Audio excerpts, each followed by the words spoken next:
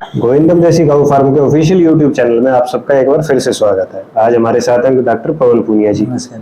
आज हम बात करेंगे एआई के ऊपर, मतलब कि कृत्रिम गर्भाधारण हिंदी में और इंग्लिश में आर्टिफिशियल इंसेमिनेशन। तो डॉक्टर साहब, सबसे पहले हमारे व्यूअर्स को ये बताइए कि एआई होता क्या है। जी बिल्कुल। पशुओं को ज्ञापन करने के दो तरीके होते हैं। एक तो ये कि जब वो गर्मी में आए तब उसको सांड के पास या झोटे के पास लेके जाएं, गाय और भैंस को, या आपने उसको टीका रखवा लें।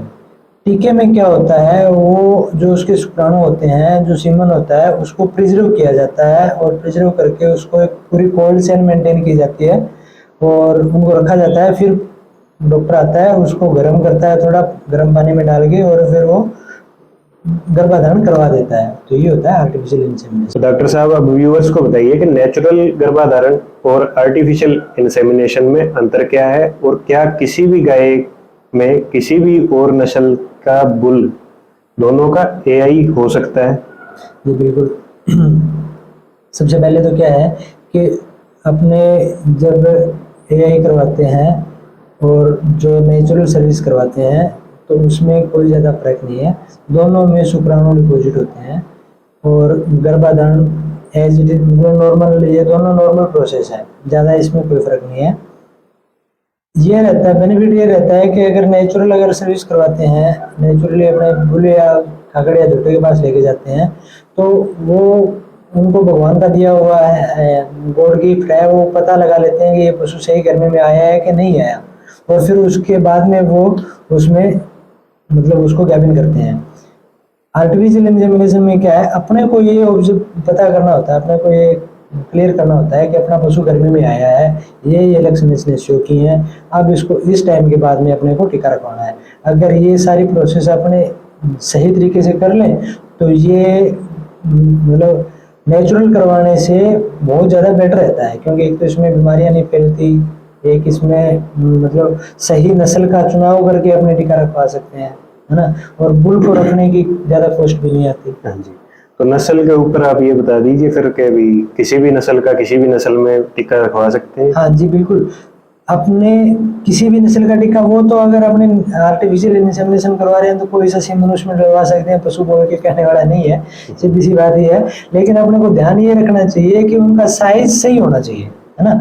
अगर बड़े नस्ल का अगर गाय है और उसका बच्चा, उसका यानी बुल हुआ, उसका सांड हुआ, उसका सीमन आपने ले रखा है और आपने जो टीका रख रहे हैं उस नस्ल का साइज छोटा है कंपेरेटिवली उनके कंपैरिजन में, तो उसका जो बच्चा होगा वो बड़ा होगा और बच्चेदानी का साइज छोटा होगा, तो वो वहाँ मिसमैच हो जाता है। फिर वो ब्याते टाइम दिक्कत आती है। किसान भाइयों को ये पता नहीं होता। डॉक्टर इसमें अगर अपने डॉक्टर को ना बताएं या डॉक्टर के साथ डिस्कस ना करें, या डॉक्टर ये मतलब सही तरीके से ना जानता हो, जो पढ़ा हो उसी नस्ल का टीका रख दिया हो, तो ब्याते टाइम ये दिक्कत आती है। ये बहुत बड़ी प्रॉब्लम है, तो ये अपने को ध्यान रखनी चाहिए। तो एक तो ये होगी। एक क्या है कि ब्रीड का स्पेशल होता है, जैसे गिर नस्ल की गाय है ना, उसका सर बड़ा होता है, और सर बड़ा होने के कारण है, अगर अपने नॉर्मल गायों में उसका तो भगवान ने जो शरीर बनाया उसके हिसाब से बनाया है गिर नस्ल का। लेकिन अगर अपने जाते हैं साहिवाल में या हरियाणा में, या अपने जाते हैं एग्जोटिक ब्रीड में जो अमेरिकन जिसको बोलते हैं उनमें जाते हैं, तो उनका क्या है, साइज छोटा होता है ना, तो उसमें वो सर फंस जाता है, वो नेचुरल बेहतर नहीं है, अपने को डॉक्टर से ही बिवानी पड़ती है उसको, है ना। तो ये थोड़ा ध्यान रखना चाहिए। तो डॉक्टर साहब, ध्यान रखने की बात पे बात आई है, तो जरा सावधानियों के बारे में बात कर लेते हैं। आर्टिफिशियल इंसेमिनेशन करते टाइम क्या सावधानियां रखनी चाहिए। जी बिल्कुल। सावधानियों में सबसे पहले तो अपने को पशु कब गर्मी में आया है और कितनी देर गर्मी में रहा है इसका अपने को पता होना चाहिए। अगर इसकी हिस्ट्री हम सही नहीं देते हैं डॉक्टर को, तो मान के चलो आपकी यही है जो भगवान भरोसे है, सही ज्ञापन होगी कि नहीं होगी उसका कोई फिक्स नहीं है ना। क्योंकि पता है क्या है, गर्मी टूटने के बाद में अंडा छूटता है गायों में और भैंसों में, है ना। तो अगर आपने जब वो गर्मी में तभी टीका रखवा लिया, तो टीका ज्यादा से ज्यादा 8 घंटे तक उसके अंदर शुक्राणु लाइव रहते हैं और वो घूमने वाले रहते हैं। तो अगर 8 घंटे से मतलब गर्मी में अगर वो 20 घंटे तक रही, आपने गर्मी में आते ही टीका रखवा लिया तो वो टीका पहले खत्म हो जाता है, अंडा बाद में जुटता है, तो उनके मैच नहीं होगा तो गैपिंग कैसे होगा, है ना। तो टाइम का अपने को खास ध्यान रखना चाहिए। सही हिस्ट्री हमें पशु चिकित्सक को बतानी चाहिए ताकि वो आपको बता दे कि इसको इस टाइम पे टीका रखवाना है ना। वो टाइम हमको अपने हिसाब से एडजस्ट बिल्कुल नहीं करना चाहिए, नहीं तो क्या है अपने 20 दिन का नुकसान कर लेंगे, क्योंकि अगली बार पशु 20 दिन बाद गर्मी में आएगा, है ना। तो ये ध्यान रखने वाली बात है। दूसरा, एआई करते टाइम सफाई का साफ ध्यान खास करके ध्यान रखना चाहिए। डॉक्टर जल्दी में है नहीं है, उसको है पशुपालक को ये देखना चाहिए कि उसका जो योनि का पूरा भाग है वो साफ होना चाहिए, ना है तो उसको पहले धो देना चाहिए, क्योंकि अगर उसके साथ अगर टीका रखते टाइम गोबर अंदर चला गया तो वो इन्फेक्शन कर देगा।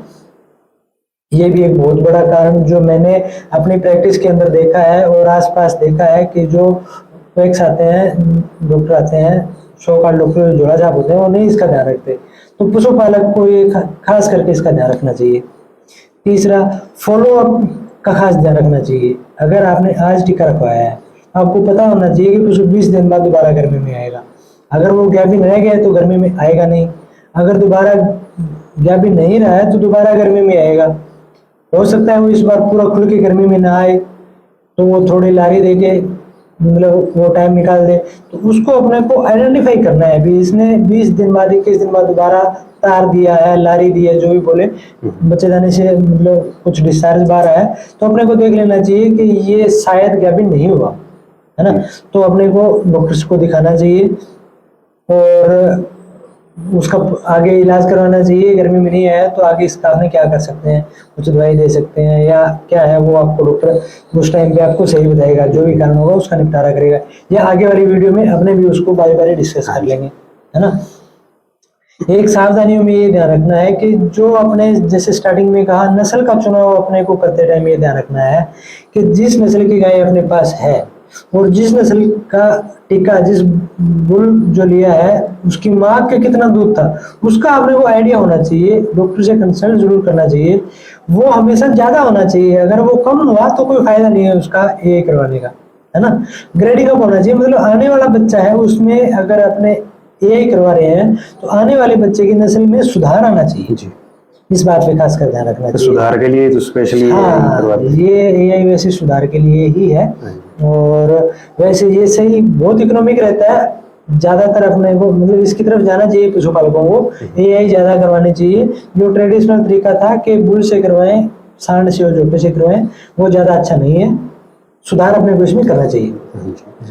तो व्यूअर्स, आपको बहुत सारी जानकारी दी है डॉक्टर साहब ने। इनका चैनल सब्सक्राइब करें और वीडियो को शेयर करें ताकि और किसान भाई भी इससे फायदा उठा सकें।